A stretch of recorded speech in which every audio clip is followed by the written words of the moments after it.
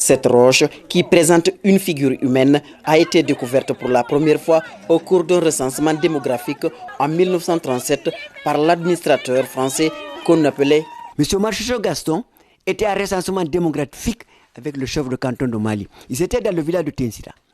Ils ont travaillé, ils ont pris un repos. Le chef a été le premier à observer la chose. Il s'est dit, mais ça c'est une figure humaine. Mais toute une légende accompagne l'existence de cette roche. La promesse de fidélité entre un couple a été trahie par l'une des parties. La malédiction d'un marabout qui n'a pu digérer sa colère. Il paraît que c'est cette prière-là, c'est ces prières-là qui ont été exaucées. Et que c'est cette femme qui a enterré amour et fidélité qui a été à un moment donné transformée en montagne rocheuse que le monde entier observe aujourd'hui. Désormais, la dame de Mali est réhabilitée. Au lieu qu'elle ne soit présentée comme une femme qui a trahi, elle change de nom.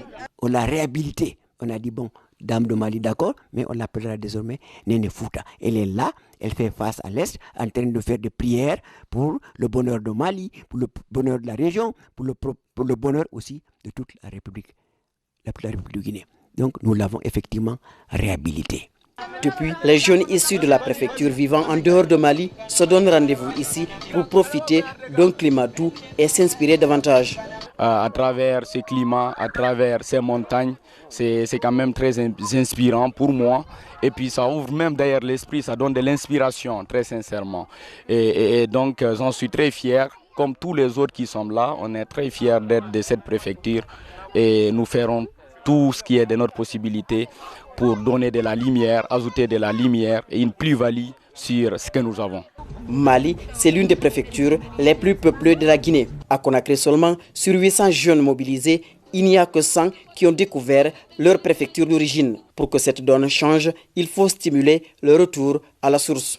Nous demandons à ce que toutes ces personnes qui n'ont pas eu la chance de venir cette année, de venir l'année prochaine, passer de bons moments avec nous, pas seulement à l'occasion de Donkey Mali que nous organisons. Un rituel pour certains, une découverte pour d'autres. Alpha Abdoulaye Diallo se veut optimiste pour la suite des activités de Mali chez moi. Wakiliɗo ha wengili no ɓuri jooɗiɗo habboni wona fi kam na fi hoore mum feereji no ɓurda kono mo ɓe no wawi yarmu